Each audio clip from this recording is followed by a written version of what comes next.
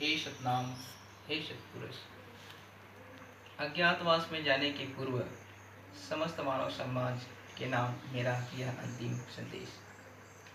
प्रिय संत समाज, मानव समाज, जब से हमने होश संभाला, हमारे पिता श्री राजा गुरु धर्मगुरु गुरु बालदास साहेब जी के गुरु गद्दी नसीम गुरुद्वारा गुरुदेव भंडारपुरी धाम के सानिध्य व मार्गदर्शन में अनेकों सामाजिक सभाओं में, बैठकों में जाने का अवसर प्राप्त हुआ।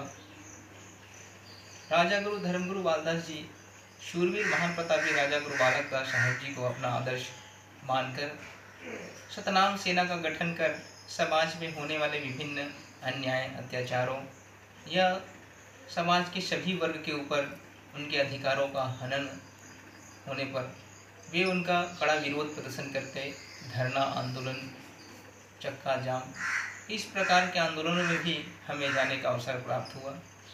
पिताजी को ही हमने अपने जीवन में प्रथम आदर्श के रूप में स्वीकार किया और उनकी ही जीवन शैली को, उनके समाज के प्रति जो विश्वास और कार्य है उसे देखकर हमारे अंदर भी समाज के प्रति कुछ कर गुजरने की इच्छा जागृत हुई और उन्हीं के आशीर्वाद मार्गदर्शन से ही हमने परम पूज्य गुरु घासीदास बाबा जी के सिद्धांत उपदेशों को जाना। परम पूज्य गुरु अमरदास बाबा जी के आध्यात्मिक ज्ञान के विषय में कुछ बोध हुआ और शूरवीर महान प्रतापी राजा गुरु बालकदास जी के द्वारा चलाए जो सतनाम, रावटी, समाज में एकीकरण, सामाजिक व्यवस्था, नीति नियम, कानून, सामाजिक सुदृढ़ीकरण की भी व्यवस्था पे हमें जानकारी प्राप्त हुआ।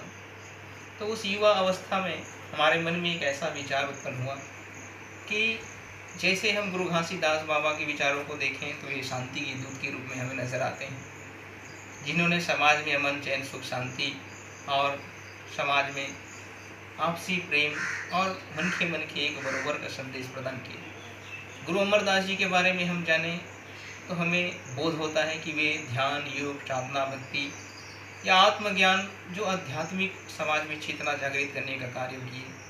और गुरु बालकदास बाबा को हम जानते हैं तो वे क्रांतिकारी विचार लेकर समाज में, समाज के हर वर्ग, हर जाति को अधिकार, उनके मूल अधिकार, शिक्षा, रोजगार और एकता संगठन पे उन्होंने अपना कार्य किए।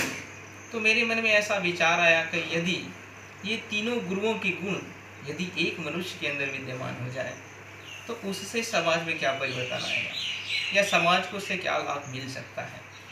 तो यह विचार आते ही इसी विचार पर फिर हमने अपना कार्य प्रारंभ किया और आगे बढ़ते रहे। तो सर्वप्रथम पिताजी के माध्यम से शूरवीर राजा गुरु बालकदास साहेब जी को ही हमने अपना प्रथम आदर्श के रूप में अपनाया और जीवन भर आगे उनके अधूरे सपने को साकार करने का एक संकल्प लेकर आगे बढ़े और उनके ही जीवन की इस गाथा को, उनके द्वारा समाज में किए गए कार्यों को आत्मसात करते हुए उनके शौर्य, कुशलता, समाज में नेतृत्व कुशलता और समाज को दी गई व्यवस्था को हमने पुनः सतनाम, रावटी चलाकर समाज में व्यवस्थित रूप से संचालित करने का प्रयत्न किए, जो कि 2006 से लेकर 10 तक के लिए तक प्रारंभ रहा। फिर 2010 से हमारे अंदर आध्यात्मिक चेतना जागृत होना प्रारंभ हुआ और आज वर्तमान जो वर्ष है 2017, तो इस तरह से 2010 से लेकर 17 तक आध्यात्मिक ध्यान, योग, साधना, भक्ति यानी गुरु अमरदास बाबा के विचारों को हमने अपने जीवन में आत्मसात करना प्रारंभ किया और उन्हीं के तरह कार्य करते रहने से मानव समाज ने भी हमें उस तरह के ही नाम जो है प्रदान करना शुरू कर दिए, जैसे त्यागी, तपस्वी और ब्रह्मचर्य अवस्था का भी पालन करने के कारण एक त्याग था मेरा कि किसी स्त्री माता के हाथ से भोजन न ग्रहण करना, जिसे देखकर लोगों ने मुझे एक ब्रह्मचर्य का भी नाम प्रदान कर ब्रह्मचारी गुरु के रूप से भी पुकारने लगे। इसी प्रकार से त्याग की कड़ी में अब इस अंतिम अवस्था की कड़ी की ओर हम बढ़ चुके हैं, जिसमें मुझे अब अज्ञातवास की ओर जाना पड़ेगा ताकि यह जो 7 वर्षों से चली आ रही यह कठिन तप है वो पूर्ण हो सके और उसको साकार करने के लिए कठिन परीक्षा से गुजरना होगा, जिस कारण से मुझे अज्ञातवास में जाना पड़ रहा है। जाने से पूर्व समाज से मैं यही कहना चाहता हूँ कि मेरा जाना तो तय है, परंतु कब मैं वहाँ से वापस लौटूंगा यह समय निर्धारित नहीं है। उसमें मुझे 4 माह भी लग सकते हैं, या 6 माह, 1 साल, या उससे अधिक समय भी लग सकता है। इसलिए पूरे मानव समाज से कहना चाहता हूँ कि मेरे द्वारा समाज में दिए गए जो भी संदेश, उपदेश, विचार हैं, उसे हृदय से आत्मसात करें और आगे जीवन में बढ़ते रहें। अगर आप सबकी दुआ हो रही और सतनाम पुरुष पिता सदगुरु घासीदास बाबा, गुरु अमरदास बाबा, गुरु बालक दास बाबा जी का आशीर्वाद रहा, तो जब भी हम वहाँ से लौटेंगे तो फिर तीसरी कड़ी की ओर हम आगे बढ़ेंगे, अर्थात परम पूज्य गुरु घासीदास बाबा के संदेश, विचार को अपने जीवन में आत्मसात कर, उन्होंने उस समय सतनाम आंदोलन चलाकर समाज में फैली हुई अराजकता, असमानता, जीव जंतुओं पे हो रहे अन्याय, अत्याचार और माता स्त्रियों पर हो रहे जो है शोषणों पर उन्होंने करारा विचार देते हुए समानता का विचार समाज में फैलाया।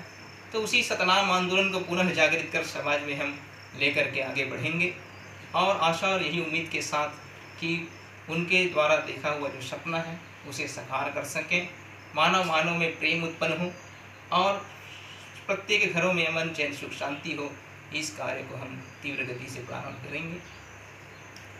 इसी कड़ी में उन सभी संतों से भी मैं कहना चाहता हूँ जो मुझे गुरु के रूप में स्वीकारते हैं, आत्मसात करते हैं, और कुछ ऐसे भी संत हैं जो मुझे काफ़ी हृदय से मानते और पूजते भी हैं।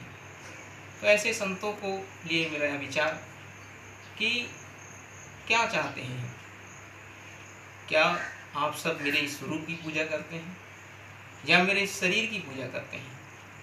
उन संतों से कहना चाहूँगा कि किसी के शरीर या उसके स्वरूप की पूजा नहीं की जाती। वास्तव में पूजा होती है कि उसके कर्म की, उसके ज्ञान की, उसके विचारों की।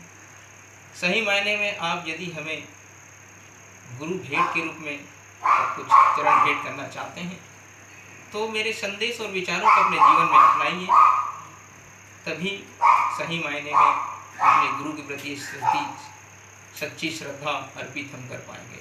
और मुझे भी अपने आप में गर्व होगा कि ये संत जो है मेरे विचारों को लेकर के चलते हैं। युवाओं के लिए भी मैं यह कहना चाहूँगा कि हम जीवन में देखते हैं युवाओं को, वे लोग अपने भविष्य निर्माण के लिए अनेकों कार्य करते हैं, शिक्षा ग्रहण करते हैं, और जीवन का यह उसूल है कि कभी हम सफल होते हैं, कभी असफलता भी हमें हाथ लग जाती है। कुछ के जीवनों में अधिक समय तक अंधकार छाया रहता है और सफलता का मुख उसे प्राप्त नहीं हो पाता।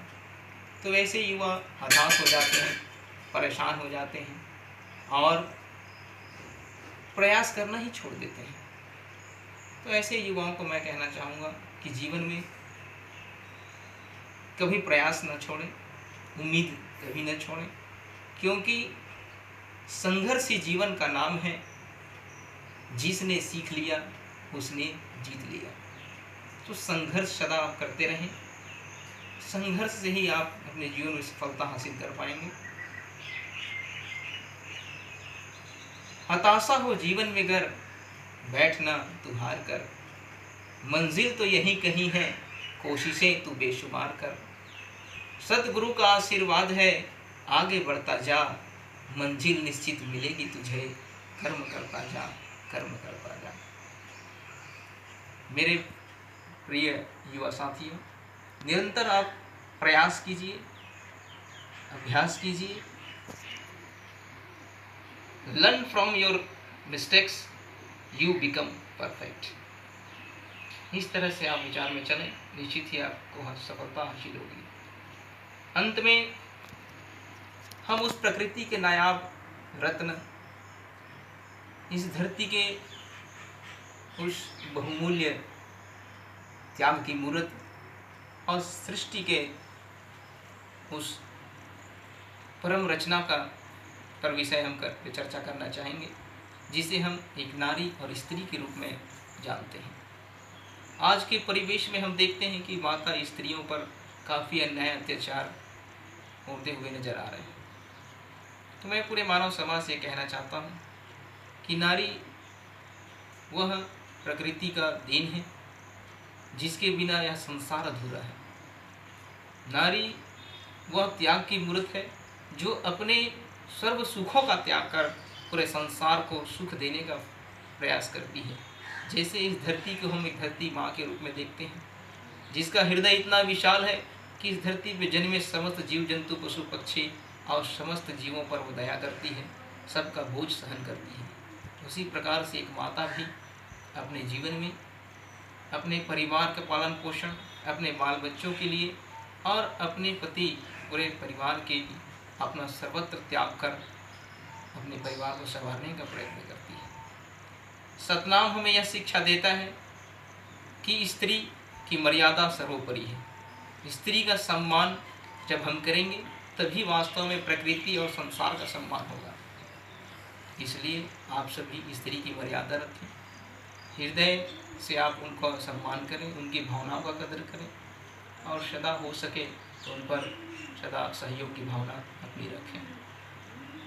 अंत में समाज से यह कहना चाहूँगा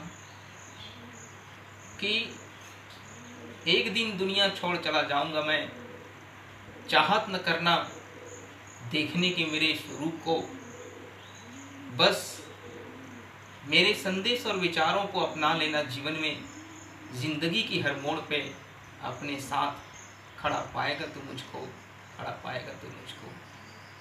सदगुरु से मैं कहना चाहता हूँ कि बस इतनी रहमत कर ऐ मेरे सदगुरु, दुनिया बदल डालूँ मैं, मानव को मानव से प्रेम करना सिखा दूँ मैं, प्रेम करना सिखा दूँ मैं। समस्त मानव समाज को साहेब सतना आशीर्वाद। अलविदा साहेब सतना।